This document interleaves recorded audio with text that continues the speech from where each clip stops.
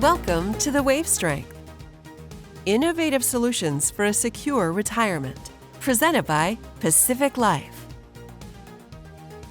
Hello, everyone, and welcome to another exciting episode of the Wave Strength podcast series. I'm your host, Jim Breen, head of marketing with Pacific Life's institutional team. Now, with us today in the studio is Karen Neeley. Karen, thanks so much for joining us today in the studio here. Thanks for having me, Jim. Excited to be here. Absolutely, and I am excited. We have a lot to talk about, a lot to unpack. Karen, you are the vice president of our Institutional Retirement Solutions Group. We're real, like I said, excited to have you sit down and talk to us a little bit about your role with Pacific Life, a little bit about your background, also, too, your thoughts about lifetime income solutions in the industry. So with that, let's back up a little bit. Maybe you can share a bit with our audience members about your background, who you are, and some of your experience. Sure. Thank you. So I've been in the industry for nearly 2 decades, worked at a couple record keepers and then on the individual side as well, but always focused on getting people to and through retirement. So I've got a lot of passion and energy around that topic, retirement readiness, and just seeing the evolution of the industry over the past nearly 2 decades. It's been exciting.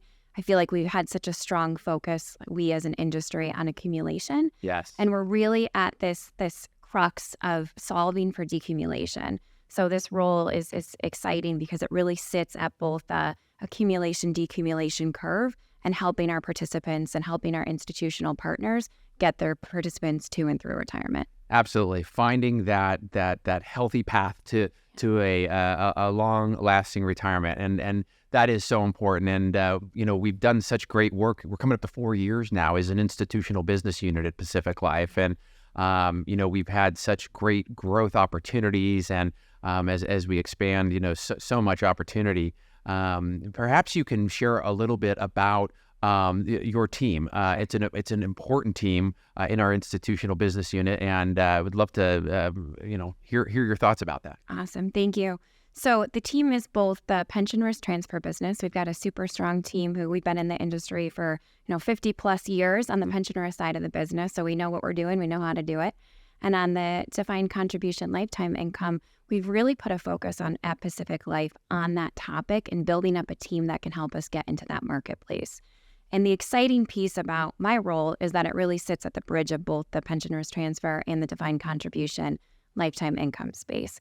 So with that, there's so many partners in the DC ecosystem: record keepers, asset managers, 338s, participants, advisors, consultants.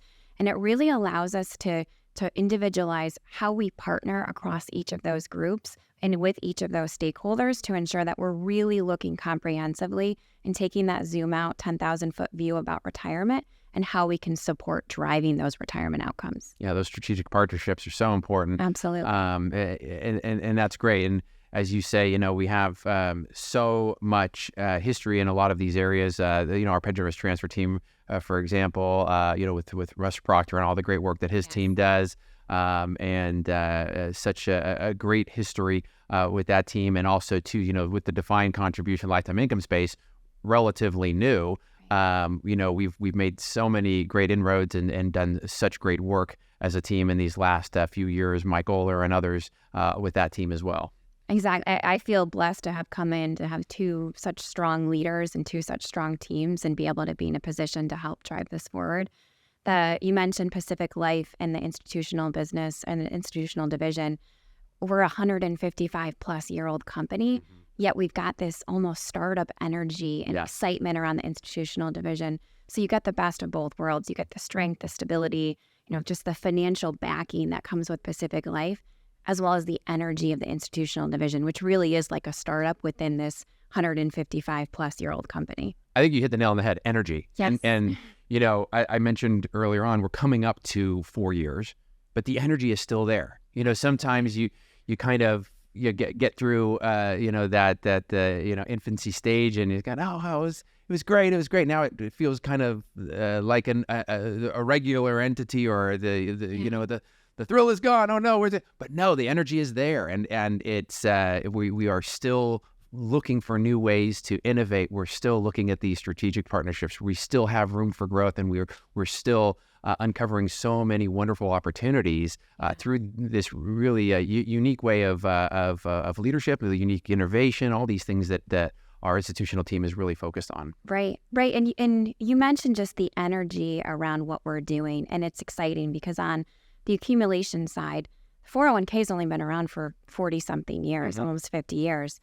And the industry has solved for some of the set it and forget it and defaults and all of the things that have helped people get to accumulation. But the energy around the industry and around the institutional division is, how do we solve for decumulation? And it's not going to be the same things that got us there with accumulation. So it's personalization, it's technology, it's how do we make sure that we're looking at each individual annuitant and providing them with what they need and when they need it, because it's honestly, it's just as scary to run out of money in retirement as it is to not spend down your money and live life, not thinking through, how do I maximize my wealth? Oh, absolutely. We did a project not that long ago that involved going out and recording folks on the street. Yes, that was wonderful. And we were working through that, and it was so amazing. You had many people would say, "I've got plenty of money. I just don't feel comfortable spending." Right. I do not know if I should spend. Should I take that trip? I did my due diligence. I have that great nest egg, as they call it, to be comfortable in, but I feel uncomfortable spending down. I don't want to spend it.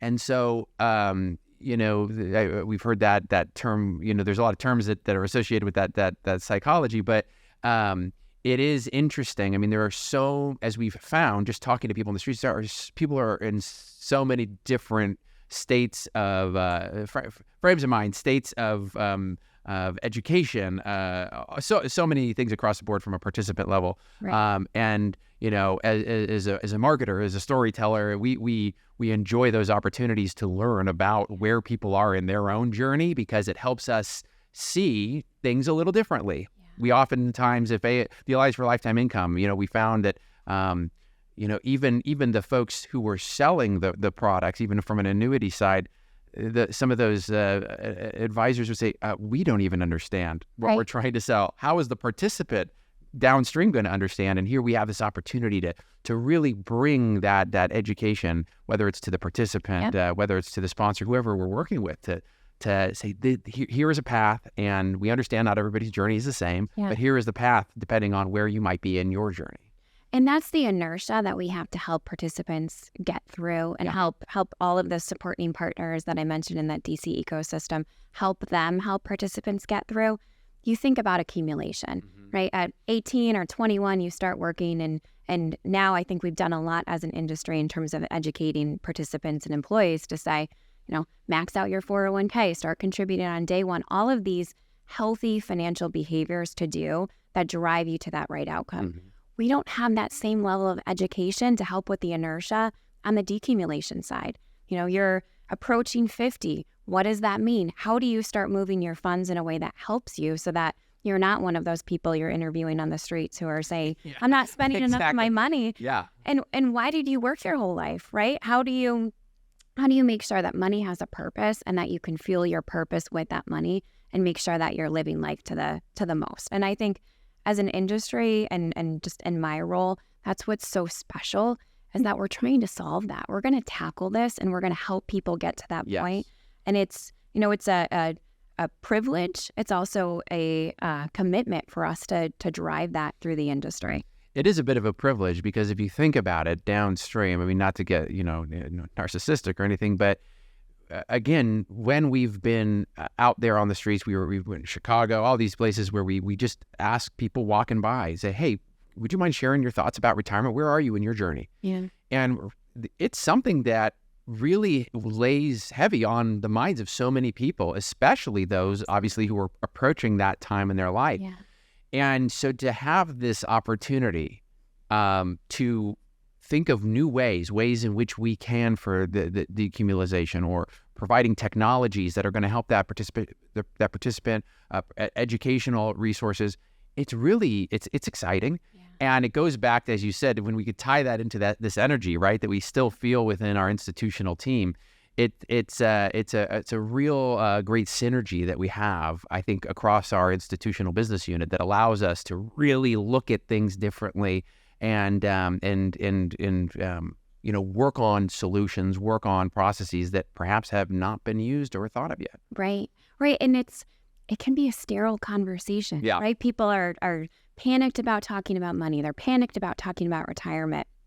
But when you come with solutions and you find ways to really help them, and I mentioned the 401k and defaults and auto escalation and all of the great things that the industry has seen, how do we build that same level of easiness with that right level of personalization, with the right level of customization, technology to enable people to get there, but really helping them along their journey? We've done a great job as an industry getting people to get to that nest egg, but we haven't solved how do we help them spend down that nest egg in the most responsible and sometimes most fun way. How do you maximize when you need the funds and which years, and too many variables, right? You've got longevity, there's other concerns, inflation rates, and that's where part of what we're trying to do is how do we build that comprehensive solution that helps people even though there are all those variables. Yeah, a comprehensive solution that takes into account the varying journeys that each individual are. Exactly. Everybody has a different story, and not one size will fit all. Yeah. What we don't want, though, is for that handshake,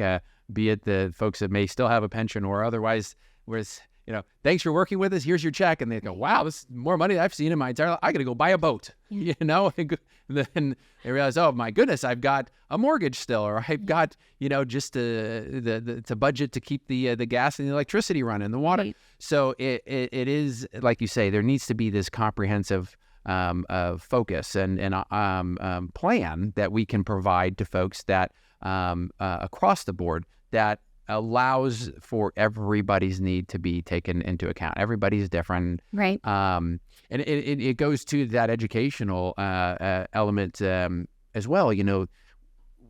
Yes, it's important for us to be working with folks that are approaching retirement, but even earlier than that too. Exactly. And boy, what a missed opportunity that we're not, or are we in all environments, bringing even that basic financial understanding to the youngest of our community members, And if we were, would we in 40 years see the same problems that we're experiencing now?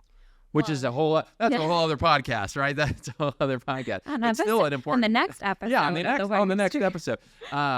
But still an important piece of that pie, the educational aspect of it. And we don't want to just be the company that sends the check, right? Yeah. On the pension risk transfer, we don't want to just be the signatory on that pension check. We don't want to, on the DCIIA side, just be the company that comes in. We want to help everyone solve that. And part of that is education. Part of that is, like you mentioned, getting to participants and outside of participants, just the full community in that ecosystem. How do we help even our partners help along that journey to make sure that there really is a focused effort on education and helping everyone through the inertia that exists as you think through decumulation? Absolutely. Totally agreed. I mean, on that topic, maybe Karen, maybe in the last, you said, couple decades of your career, what is something perhaps that you've seen as this kind of wow moment, perhaps that has surprised you as it pertains to folks approaching retirement? It's a great question. I think the easiest answer, and the answer that you probably expect from me, is it's how do I do this mechanically? What does that look like? Yeah. Right. And I think from a technical perspective, that's very much some of the things that the industry has grappled with, right? Is, again, you build up that nest egg, but how exactly do you mechanically and technically go about drawing that down? Mm-hmm. But I think what struck me most is that it's not a fully logical decision, right? Money is not just hey, this is what I'm going to do, and it's simple math, and I've got an actuarial background, so I'd love to be able to say there's just an equation that solves this.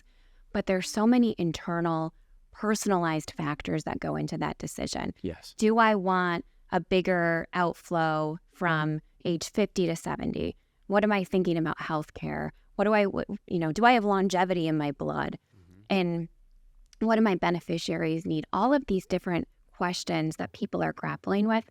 And some of them add to that equation, and some of them are just not logical, and that's okay. So, you may be a participant and it makes you feel good to have $200,000 of cash in your bank account at any time. Now, financial education would tell us, oh, put that into a money market or put that into treasuries and get the tax savings. But if it makes you feel better internally that money is just there for you to access, then we need to be building solutions that help people, because the first step of this is emotional. The second is then the logical solutions that help people with that, but we can't undervalue the emotional aspects that come into these types of conversations. I'm so glad to hear you say that, and it ties back to what we, were able to find in those person on the street interviews, where whether that person was prepared, whether or not they were just completely unprepared, all of their answers, the first response that we received was from an emotional state, right? Yeah. And it's a very personal conversation, as it should be, but it was very emotional. Yeah. And it was amazing how strangers would just open up about, let's be honest, some people don't even talk about finances with their loved ones, let alone a complete stranger that wants to have a conversation about, your state in retirement. And it was that emotional, knee-jerk reaction, that ignition switch that really brought them into that, well, I got to tell you, I'm a little nervous. I'm a little worried. Or, you know what? I did not have any training or education, and so I had to go figure it out myself. We had the people tell us stories about how they had to just go onto YouTube, basically, and watch videos about how they can set themselves up in an appropriate way for retirement. Some that didn't even want to work with an advisor because, again, it's very personal to them. Yet here they are talking to a stranger on the street. So, but again, that emotion, I think, is an important part of it. And there's magic questions, even from a financial planning question, that you can ask that start to unlock that. So, for example, what would you do if you had unlimited wealth? And as you start to ask these questions, you can unlock what's in someone's brain and what are their emotions around money and where are they passionate and what does that mean for I like that angle. How you should go about planning and how you should decumulate and even accumulate. That should be part of the full comprehensive picture. But as an industry, as we're trying to do this on a broader scale, how do you take those questions, those magical unlocking questions that get in someone's brain, and help them articulate what do they want and what's important to them and, what are they worried about, what keeps them up at night? And how do you pull that into a more broader scale solution that helps us tackle this at such a bigger rate? Because it's difficult to have those one-on-one conversations, but can we build the mechanics in terms of our solutions that help to drive those conversations?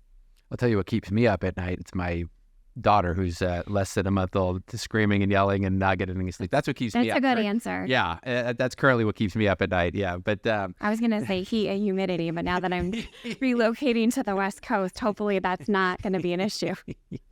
Yeah.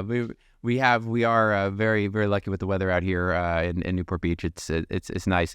Outside, I think we're struggling with maybe 68 degrees right now. So hopefully it'll warm up just a little bit. I can handle that.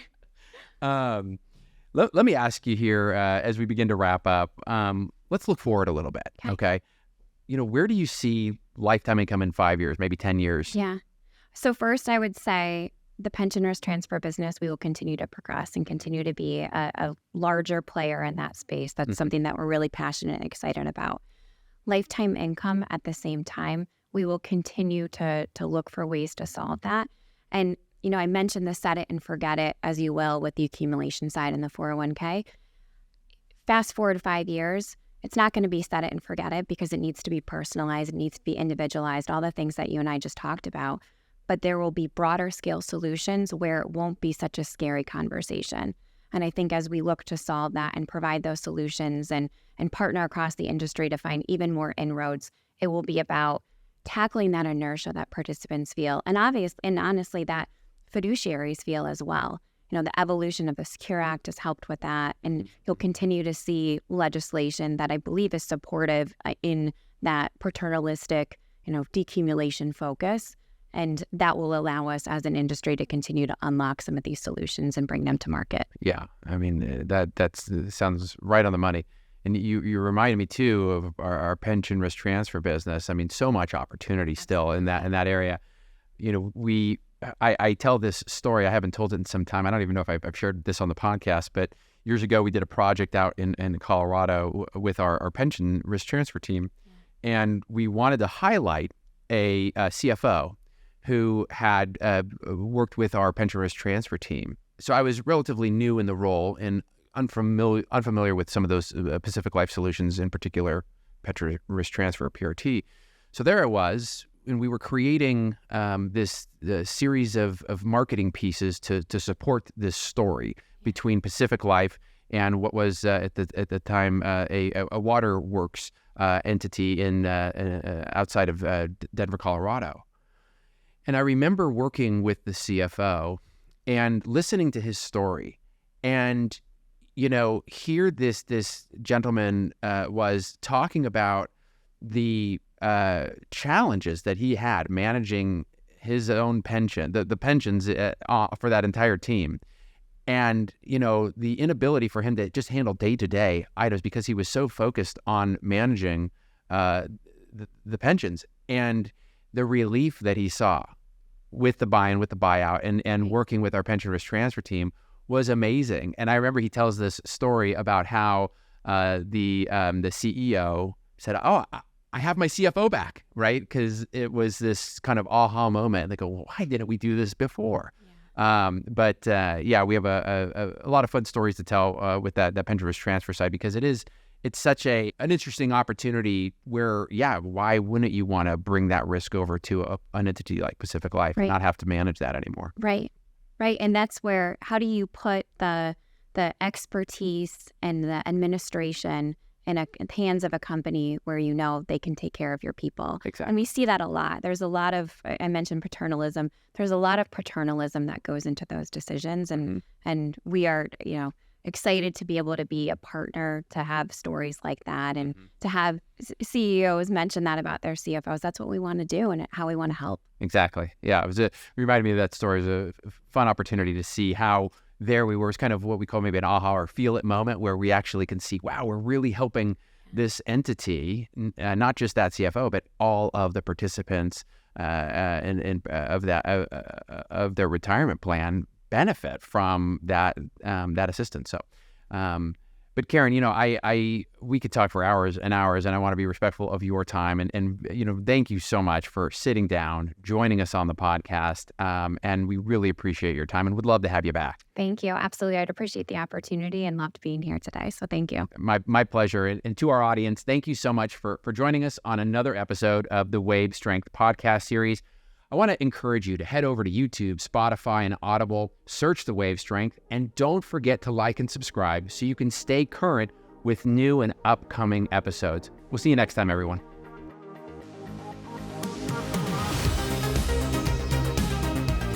This has been another episode of The Wave Strength, presented by Pacific Life. Don't forget to catch us on YouTube and make sure to subscribe. Although this podcast is presented by Pacific Life, the opinions and views expressed are those of the hosts and participants and do not necessarily reflect Pacific Life's views on any of the topics discussed. Unless otherwise noted, Pacific Life is unaffiliated with any other company mentioned. Pacific Life is a product provider. It is not a fiduciary and therefore does not give advice or make recommendations regarding insurance or investment products. Pacific Life, its affiliates, its distributors, and respective representatives do not provide any employer-sponsored qualified plan administrative services or impartial advice about investments, and do not act in a fiduciary capacity for any plan. Pacific Life refers to Pacific Life Insurance Company and its affiliates, including Pacific Life and Annuity Company. Insurance products can be issued in all states except New York by Pacific Life Insurance Company or Pacific Life and Annuity Company. In New York, insurance products are only issued by Pacific Life and Annuity Company. Product availability and features may vary by state. Each insurance company is solely responsible for the financial obligations accruing under the products it issues. This podcast was recorded on October 18th, 2023. Thanks for joining us on today's show.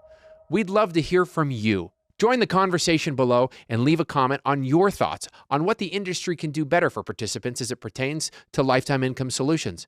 And if you'd like more interesting content, click one of these links over here.